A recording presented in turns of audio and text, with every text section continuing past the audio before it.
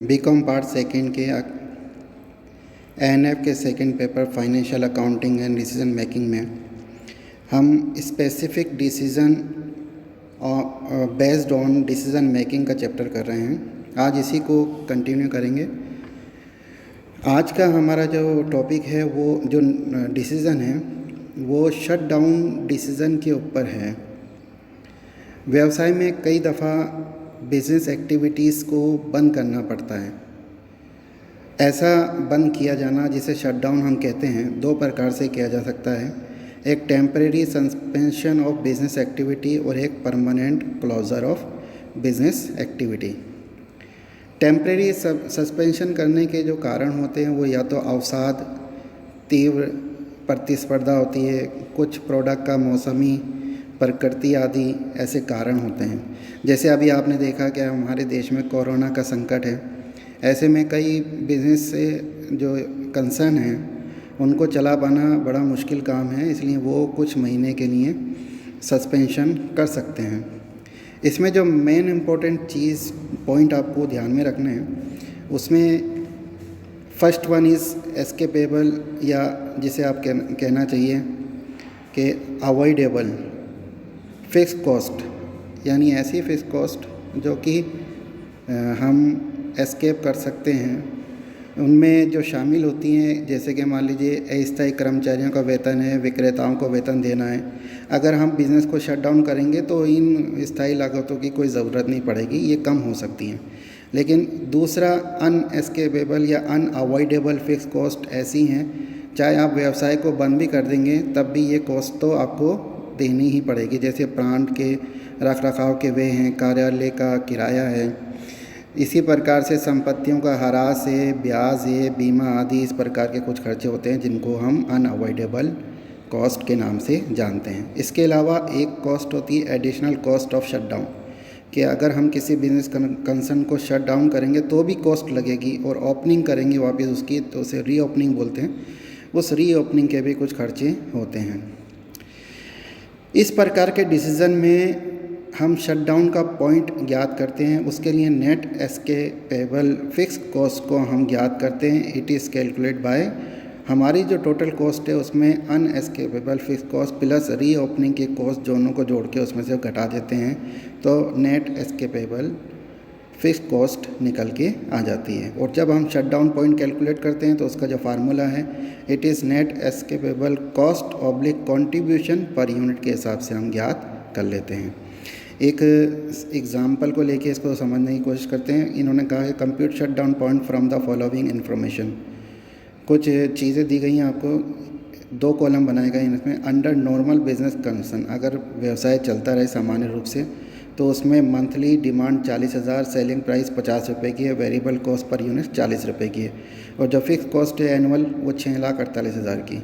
अगर रेसेशन में हम बिज़नेस को, जो बिज़नेस रेसेशन की कंडीशन में हमारा जो बिज़नेस का जो हो जाती है स्थिति, वो मंथली डिमांड घट के 8,000 यूनिट हो जाएगी, सेलिंग प्राइस घट के 44 हो जाएगी, वेरिएबल कॉस्ट भी घट के 39 हो जाएगी, और फिक्स कॉस्ट तो आप जानते हैं कि वो सामान्य रूप से लगती है, तो वो 6,48,000 रुपये की लगेगी।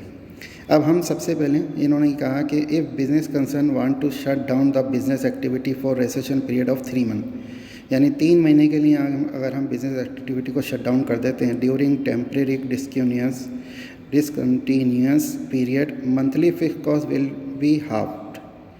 Rupees 1,600 per month will be required to ensure security of business assets and rupees 5,000 will be required to restart the business activity after expiry of recession period of 3 month. तो ये कुछ पॉइंट आपको दिए गए हैं पहले कि भाई अगर बिज़नेस को बंद भी करेंगे तो इस तरीके की हमें और लागतें लगेंगी। इसको सबसे पहले हम इसमें शट डाउन पॉइंट ज्ञात कर कंप्यूटेशन करेंगे हम। Computation of avoidable fix cost या एस्केपेबल फिक्स कॉस्ट, जिसे भी नाम से जान सकते हैं। तो अगर हम बिज़नेस एक्टिविटीज़ को चालू रखते हैं, बंद नहीं करते हैं, तो हमारी फिक्स कॉस्ट कितनी लगेगी? तो 6,48,000 रुपये टोटल फिक्स कॉस्ट दी गई है। 3 महीने के हिसाब से वो 1,05,000 होती है। अब इसमें से हमें घटा देना है अनएस्केपेबल। तो ये कौन कौन सी हैं देखिए, expenses if activities are discontinue.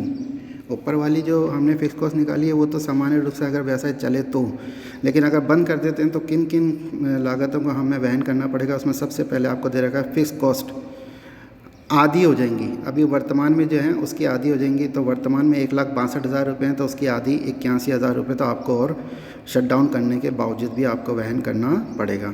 इसी प्रकार से इन्होंने कहा कि बिज़नेस क्लास की सिक्योरिटी के ऊपर कुछ एडिशनल एक्सपेंसेस होंगे जो 1,600 रुपये पर मंथ है, तो 3 महीने के 4,800 रुपये आपको देने पड़ेंगे। इसी प्रकार से आप वापस रीस्टार्ट करोगे अपनी बिज़नेस एक्टिविटी को तो आपको 5,000 रुपये का और ख़र्चा 3 महीने के बाद देना पड़ेगा।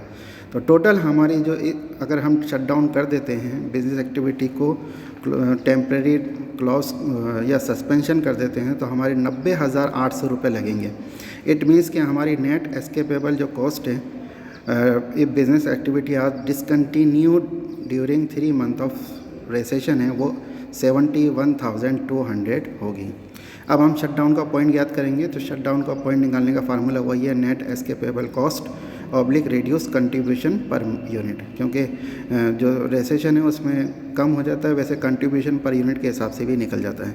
तो जो हमारी नेट एस्केपेबल कॉस्ट है वो 71,200 है, उसमें हम रिड्यूस कंट्रीब्यूशन पर यूनिट निकालेंगे। सेलिंग प्राइस 44 है और वेरिएबल कॉस्ट 39 है, इसमें से इसको माइनस करेंगे तो जो भी हमारा आएगा 5 रुपये, उसमें हम इसका भाग देंगे तो 14,240 यूनिट वे पॉइंट है जहाँ पर कि हमें शट डाउन करना चाहिए।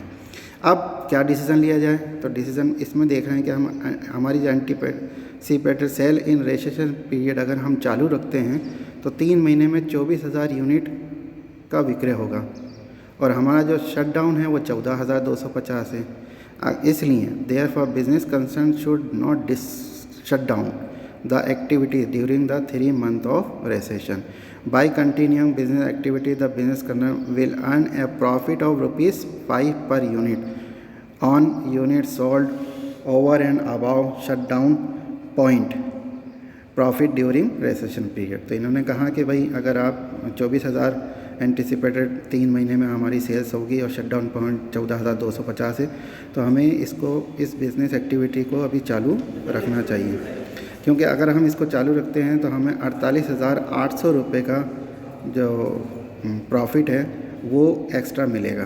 तो this is the decision based on shutdown से रिलेटेड क्वेश्चन है।